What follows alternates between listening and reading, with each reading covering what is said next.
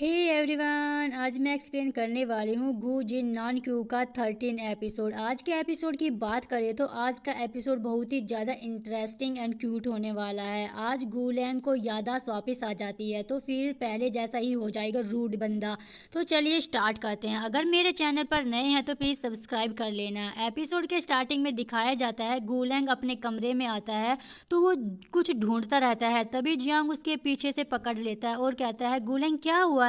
तुम इतना उतरा हुआ चेहरा क्यों दिख रहा है तुम्हारा? क्या तुम उदास हो? तभी गूलैंग उसको गुस्सा आता है और उसको कहता है, क्या मैंने तुम्हें अलाउ किया है ऐसे बोलने के लिए, ऐसा करने के लिए? मैं तुम्हारा मास्टर हूँ, तुम सिर्फ एक पालतू हो बस मेरे लिए, समझे? तो फिर से वो अपनी अकड़ दिखाने लगता है और कहता है कि तुम्हें क्या लगता है मेरी याददाश्त चली गई तो तुम सब कुछ बदल दोगे? तुम्हें पता होना चाहिए तुम क्या हो। और वो बेचारा उदास हो जाता है और कहता है कि मैंने सोचा जैसे ये मैं फील कर रहा हूँ ये कब एक सुंदर सपने की तरह बदल गया था और अब ये सपना टूट गया है। वो सोचता रहता है। तभी गूलैंग कहता है, ये ऐसा एक्ट करना बंद करो, ये रोने की एक्टिंग बंद करो। उसका शर्ट का बटन खोल देता है और डिस्कस्टिंग कह के वहां से चला जाता है। नेक्स्ट सीन में दिखाया जाता है कि गू हाइजू का बॉडीगार्ड पेंटिंग लाता है जो उसने लाने के लिए बोला था। ये वही ड्राइंग रहती है जब वान फर्स्ट टाइम इस घर में आया था तो गू हाइजू ने उस पेंटिंग को फाड़ दिया था। वो कहता रहता है कि ये मेरी माँ की लास्ट निशानी है जो मेरे साथ कई सालों से है।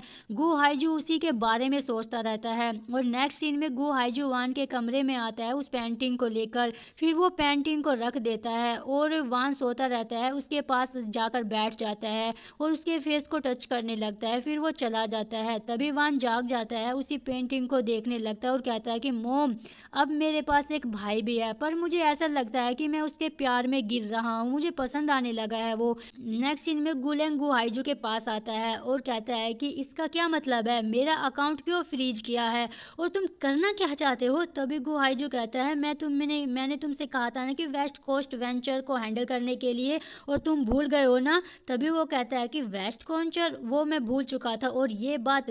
तभी गू हाइजू कहता है कि तुम्हारी लापरवाही की वजह से हमें 50 मिलियन का नुकसान हुआ है और तुम्हारे अकाउंट और कार्ड फ्रीज करना ये तुम्हारे डैड का डिसीजन था।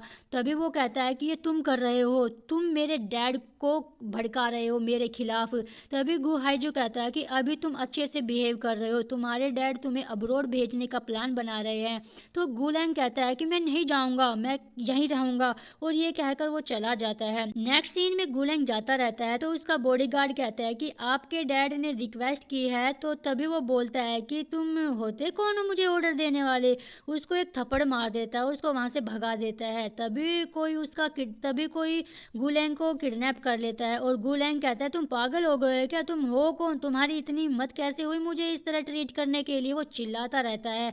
तभी वो किडनैपर बोलता है, क्या तुमने कसिनो से पैसे चुराए हैं? तो गूलैंग कहता है कि तुम पागल हो गए हो क्या? मेरी फैमिली इतनी अमीर है तो मैं ऐसे क्यों करूंगा?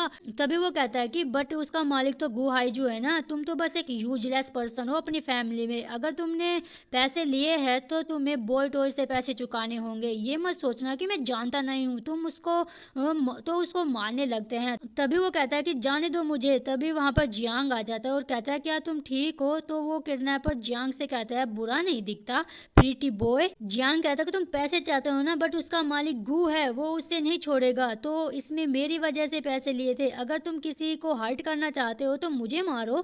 तभी वो कहता है कि ओ, इतनी ताकत है, बट इस सोसाइटी में ताकत बिल पे नहीं कर सकती है, मैं सिर्फ अपने पैसे चाहता हूँ, समझे? तभी वो फिर से उसे पकड़ने लगते हैं। फिर वो कहता है कि तुम्हारे पास 10 दिन है और अपने भाई से जाकर कहो या उससे पैसे मांगो। तभी जियांग उसको घर पर ले आता है और उसकी मल्लम पट्टी करने लगता है और कहता है कि ये सब मेरी वजह से हो रहा है। वो कहता है कि नहीं, तुम्हारी वजह से नहीं है। जियांग कहता है, तुम अपने भाई से क्यों नहीं हेल्प ले लेते, वो हर चीज में अच्छा है। तभी वो कहता है कि नहीं, बिल्कुल नहीं, ये सब उसकी वजह से ही हुआ है और तुम भी उसके पास नहीं जाओगे, सुना तुमने?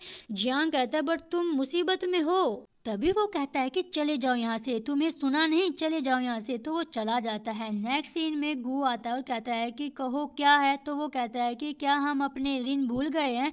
वो कहता है कि सच में? तभी वो कहता है कि मुझे तुम्हारे बस प्रीति लड़के के साथ थोड़ा मजा करने दो। गूलैंग कहता है कि कभी नहीं। वो आदमी बोलता है, बैठ जाओ, अभी मेरी बात फिनिश नहीं हुई है। और ये जो है वो कसीनो चाहता है, अच्छे से सोच लो। गुलैंग कहता है ठीक है डील, वो कहकर चला जाता है और इसी के साथ ये एपिसोड का एंड हो जाता है। अगर आपको मेरा एक्सप्लेनेशन अच्छा लगा तो प्लीज सब्सक्राइब कर लीजिएगा। तो मिलते हैं नेक्स्ट एपिसोड में, आज के लिए बस इतना ही। Thanks for watching, bye bye.